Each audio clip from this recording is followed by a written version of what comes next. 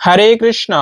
ভাগ্যশালী সন্তানের জন্ম কোন বারে হয়ে থাকে, অথবা এই যে সপ্তাহের 7 দিন রয়েছে, সেই 7 দিনের কোন দিনে সন্তান জন্মগ্রহণ করলে তার ভাগ্য বা ভবিষ্যৎ কেমন হয়ে থাকে, আজকের এ পর্বে আমরা সেই প্রসঙ্গে জেনে নিব।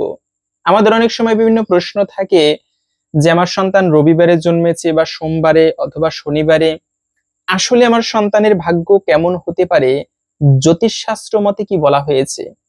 দেখেন, কারো ভাগ্য 100% কখনো বলা সম্ভব নয়, তবে 80 থেকে 90% বলা যায় জ্যোতিষশাস্ত্রের নিখুঁত গণনা অনুসারে এর ভাগ্য বা ভবিষ্যৎ কেমন হতে পারে। তো এর অনেক কিছু বিচার করতে হয়, জন্মকুণ্ডলী, তারপরে হচ্ছে সেই মানে শরীরের স্ট্রাকচার, গঠন প্রণালী, হস্তরেখা, তারপরে জন্মবার, সকল কিছু মিলিয়ে ব্যক্তির ভাগ্য বা ভবিষ্যৎ গণনা করতে হয়। তারপরেও বার অনুসারেও মানুষের ভাগ্য গণনা করা হয়ে থাকে। তো আজকের এই পর্বে আমরা সেই প্রসঙ্গে জেনে নিব, সপ্তাহের যে 7 দিন রয়েছে, সেই 7 দিনের কোন দিনে সন্তান জন্মগ্রহণ করলে তার ভাগ্য বা ভবিষ্যৎ কেমন হতে পারে। তাই যদি ভালো লেগে থাকে, অবশ্যই একটি লাইক করে সাবস্ক্রাইব করে আমাদের সাথে যুক্ত থাকবেন। প্রথমেই হচ্ছে রবিবার।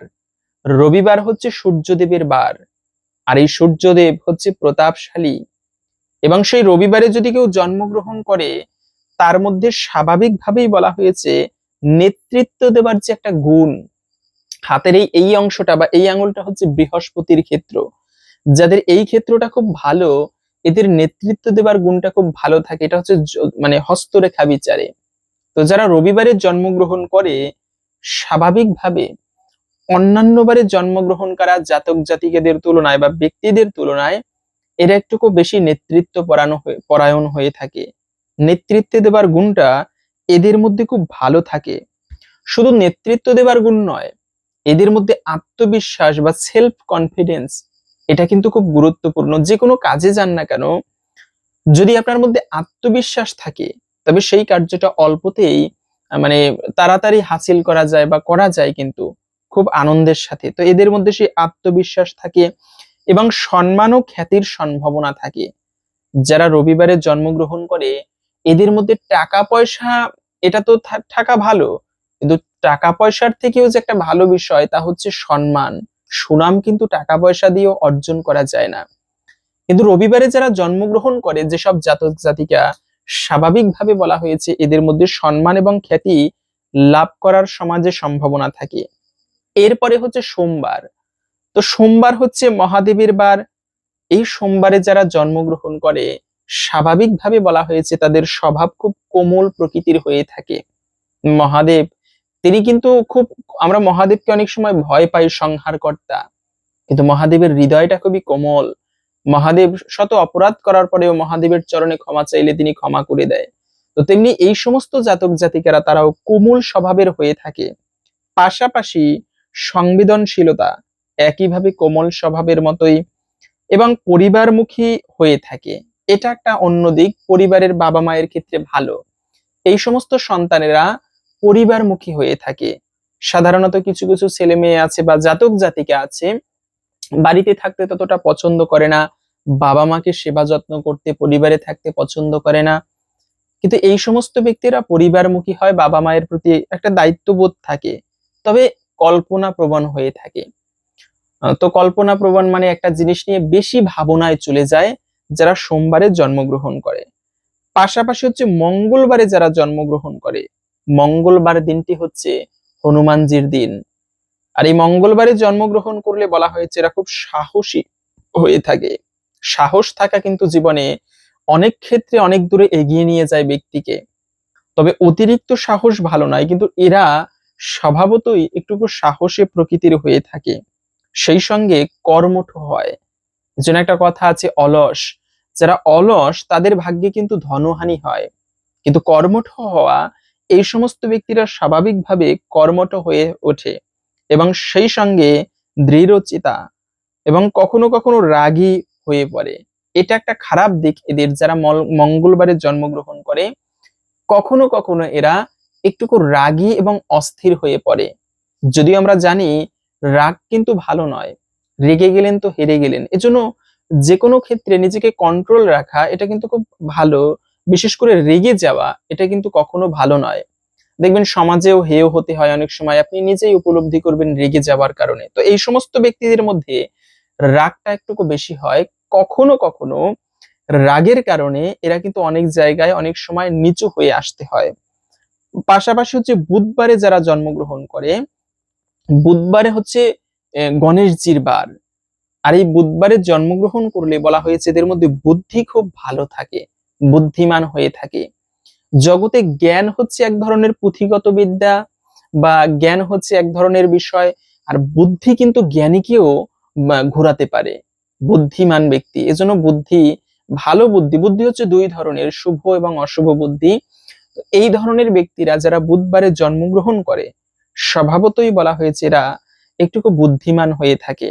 সেই সঙ্গে শুধু তাই নয়, বাক পটুতা, যে 64 প্রকার কলা রয়েছে তার মধ্যে এক ধরনের বিদ্যা হচ্ছে কথা বলার শক্তি বা বাক পটুতা অর্জন করা। এই কথা বলা যে কত বড় শক্তি, মানুষকে মানে মানে তীরের থেকেও বেশি আঘাত করে কথা, আবার মানুষের হৃদয় শান্ত করতে পারে। সুন্দর একটি মা বলে ডাক দেওয়া, বাবা বলে ডাক দেওয়া, কথার মধ্যেই মাধুর্যতা। তো এই ধরনের ব্যক্তিরা একটু বাকপটুতাও হয়ে থাকে। সেই সঙ্গে শিক্ষা প্রিয়, এটি খুব ভালো দিক, সব থেকে ভালো দিক। শিক্ষা, নতুন কিছু গ্রহণের শিক্ষা প্রবণতা এদের মধ্যে লক্ষ্য করা যায়। সেই সঙ্গে শুধু তাই নয়, বুধবারে যারা জন্মগ্রহণ করে এরা ব্যবসায়িক ক্ষেত্রেও একটু ভালো দক্ষতা অর্জন করে অন্যান্য ব্যক্তিদের তুলনায়। এখন এই কথাগুলো বলা আছে মানে আমার সঙ্গে 100% মিলে যাবে বিষয়টা এমন নয়। 90 থেকে 95% এগুলো মিলে যায়, বা জ্যোতিষশাস্ত্র এমনই অদ্ভুত ভাবে জীবনের সাথে প্রত্যেকের মিলে যায়। সেই সঙ্গে বৃহস্পতিবারে যারা জন্মগ্রহণ করে, বৃহস্পতিবার দিন হচ্ছে মা লক্ষ্মীর দিন, সেই সঙ্গে দেবগুরু বৃহস্পতির দিন। এই বৃহস্পতিবারে জন্মগ্রহণকারী ব্যক্তি জ্ঞানী হয়ে থাকে দেবগুরু বৃহস্পতির কৃপায়, স্বভাবতই একটু জ্ঞানী প্রকৃতির হয়। সেই সঙ্গে শুধু তাই নয়, ধর্মপরায়ণ জীবন, এটি খুব সুন্দর একটি গুণ। তুমি যত যা কিছু করো তোমার একদিকে ধর্ম রাখা উচিত, অপরদিকে জাগতিক বিষয় রাখা উচিত। তো এরা একটু ধর্ম প্রকৃতির, ধর্মপরায়ণ হয়ে থাকে। সে সঙ্গে নীতিবানও হয়। পাশাপাশি শিক্ষাসুলভ গুণ এদের মধ্যে খুব ভালোভাবে লক্ষ্য করা যায়। শুক্রবারে যারা জন্মগ্রহণ করে, শুক্র ক্ষেত্র হচ্ছে হাতের এই ক্ষেত্রটা, মানে সরি হ্যাঁ, এই ক্ষেত্রটা হচ্ছে শুক্রের ক্ষেত্র, এটা হচ্ছে শুক্রের ক্ষেত্র, এটা হচ্ছে রাহুর ক্ষেত্র, এটা হচ্ছে বৃহস্পতির ক্ষেত্র। তো এই শুক্রের ক্ষেত্র যাদের মধ্যে ভালো থাকে এদের দাম্পত্য জীবন সুখী হয়, এরা সুখী হতে পারে, বিশেষ করে দাম্পত্য জীবনের ক্ষেত্রে।